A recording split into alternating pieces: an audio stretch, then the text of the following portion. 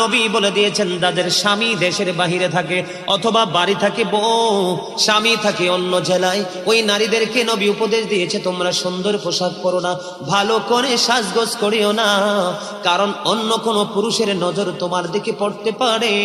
ও বন্ধু, নারীরা যত সাজগোজ যত সৌন্দর্য সব কিছু স্বামীর জন্য, অন্য কোন পুরুষকে দেখাতে পারবে না।